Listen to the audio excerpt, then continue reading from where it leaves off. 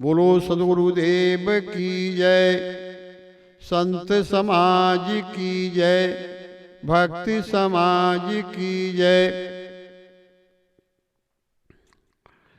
और जारो जग को नेहरा मन बोराओ।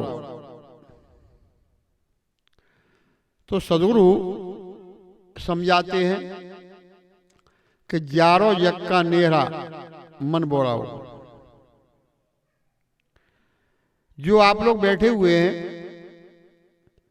आप लोग बैठे हुए सभी, तो नेहरे का अर्थ होता नजदीक। नजदीक क्या है? नजदीक जो तुम्हारा मोह है वो नजदीक है। मोही आदमी कभी संसार सागर से पार होने वाला नहीं। मोही आदमी संसार में जकड़ जाता है, मोही आदमी संसार में फंस जाता है। संसार की वस्तु मोही आदमी उसमें ललायत हो जाता है, और कोई आसक्ति पड़ जाती है तो आसक्ति छूट नहीं पाती है। रावण शास्त्र में लिखा हुआ है, मोह सकल व्याधन कर मूला, ज्ञात उपजत है पुरुषूला। मोह के क्या बनते? त्रिशूल बन जाते हैं, तो भाला बन जाते हैं। कांटा छोटा होता है, मोह बड़ा होता है, तो ये कांटा हमारे आपके सभी के लगा हुआ है। ये कांटा नहीं निकलेगा तब तक संसार में हम जकड़े हुए हैं। तो कांटे को निकालो। ये कांटा जब तक लगा रहेगा तब तक ये कांटा हमको चुभता ही रहेगा। तो ये कांटा किसने लगाया? एक कांटा हमारे से लगा है, हमारे कर्मों के माध्यम से ये कांटा लगा। लेकिन हमारा कर्म हमको कचोटता है और हम रोते हैं। जब तक कांटा नहीं निकलेगा तब तक हम कर्म के अधीन, कर्म के बंधन में बंधे रहेंगे। कांटे को निकाल दो, दर्द बंद हो जाएगा। तो कांटा क्या है? कांटा कहते हैं संसार की आसक्ति, संसार में जकड़े हुए हो।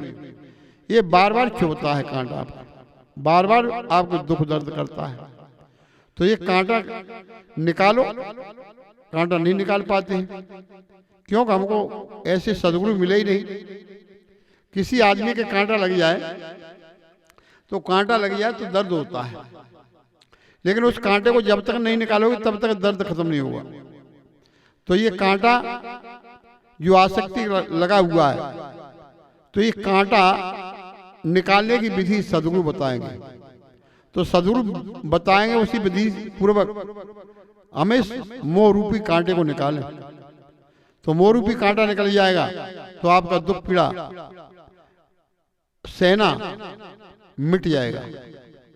तो इसी प्रकार से हमारे ऐसे गुरु हों जो कांटा, कोई कांटा ऐसा होता कमजोर होता, पैर में टूट ही जाता है।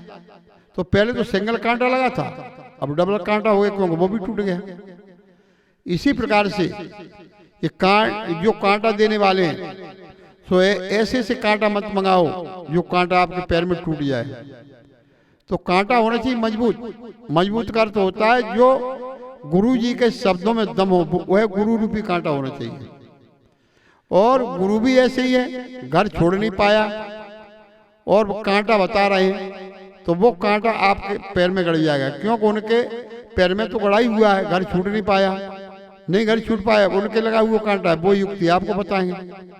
तो इसी प्रकार से एक म्यान में दो तलवार नहीं जाती, हंसो और गाल फैलाओ। यथानाम तथा गुण, यथानाम तथा गुण। तो जैसी कहे वैसी करके दिखाओ तो वीरता और बहादुरी है। लेकिन हम जैसी करते हैं, जैसी कहते वैसी करते नहीं। मुख कछु और हृदय कछुआना, सपने काव मोह नहीं जाना। मुख से तो हम कहते कुछ और हृदय में अंदर बीत रही है कछु और। तो साहब कहते उस व्यक्ति ने मुझे सपने तक भी नहीं जान पाया, सपने में भी जानने वाला नहीं। सत्य को तो क्या जानेगा, सपने में भी नहीं जान सकता है। तो इसी प्रकार से ये धार संसार में काटने वाले कोई वीर बहादुरी विशेष कोई संस्कारी जीव होते वही पार इस धार को काट सकते हैं। तो हम संसार की आसक्ति में बंध जाते हैं, संसार की आसक्ति हमको कचोटती है, उसी में हमारी मृत्यु हो जाती है। कभू के ऊपर कभू के नीचे स्वर्ग भूत ले जाए। कभी ऊपर आते कभी नीचे जाते हैं, कहीं सुख मिलता है कभी दुख मिलता है, लेकिन दुख पीछा नहीं छोड़ता है। तो ये दुख पीछा छूटने का उपाय क्या है? दुख पीछा छोड़ने का उपाय होता है कि सबसे प्रेम करना चाहिए, किसी को दुख नहीं देना चाहिए, राग द्वेष नहीं करना चाहिए, और स्वयं को भी जानना चाहिए और पर को भी जानना चाहिए। तो हम सबको जाने, सब में सहायता करें, सब में मिलजुल के रहें, किसी को दुख नहीं दें, और स्वरूप बोध हो जाएगा। स्वरूप बोध हो जाएगा। स्वरूप बोध को जान करके वो अपने में स्थिर होना चाहिए। लेकिन हम स्वरूप बोध ना होने से हम संसार में बह जाते हैं। तो स्वरूप बोध कौन करा रहे हैं? स्वरूप बोध तो वही कराएं गुरु जो जानकार होंगे। सभी गुरु की बात नहीं होती है। इसी प्रकार से गुरु कितने ही कर लो, कोई दोष नहीं, कोई पाप नहीं। क्यों? जब तक गुरु करो 10 पाँचा तब तक ब्रह्म हो नहीं साझा, दत्तात्रेय ने कहा है। तो इसी प्रकार से ब्रह्म न दूर हो तो हम कितना ही गुरु कर ले, कोई पाप नहीं। आप डॉक्टर के पास जाते, डॉक्टर से कहीं इलाज में सफलता नहीं मिलती तो दूसरे डॉक्टर पे ले जाए तो पाप थोड़े ही। इसी प्रकार से लेकिन असली डॉक्टर वो है जो हमारे रोग को मिटा देता है। असली गुरु वो है जो कि हमारे भ्रम रूपी रोग को मिटा दे। तो ये भ्रम सदगुरु होते तो सदगुरु भ्रम को मिटाते हैं। इसी प्रकार से सदगुरु ने ये बताया है और कहा है कि हमारे रोग को मिटाने में सदगुरु स्वतंत्र हैं और आप भी स्वतंत्र हैं। तो इसी प्रकार राग और देश को मिटाते हुए वो अपने स्वरूप में ठहर जाओगे तो हमारा इस संसार सागर से नैया पार हो जाएगी। संसार सागर से नैया पार हो जाएगी तो हमको सच्चा सुख जहाँ हम चाहते हैं, जहाँ खोजो सो आमा नाई, सो तो आए अमर पद माई। जहाँ खोज रहे सच्चा सुख नहीं मिलेगा। अमर पद का अर्थ होता है अमर तत्व, अविनाशी पद, वो आप हैं। इसी प्रकार से उसको जान करके वो संसार की आसक्ति क्षय हो जाएगी, आपका कल्याण होगा। इन्हीं वाणी पर ब्रह्म प्रेम से बोलिए श्री सद्गुरुदेव की जय।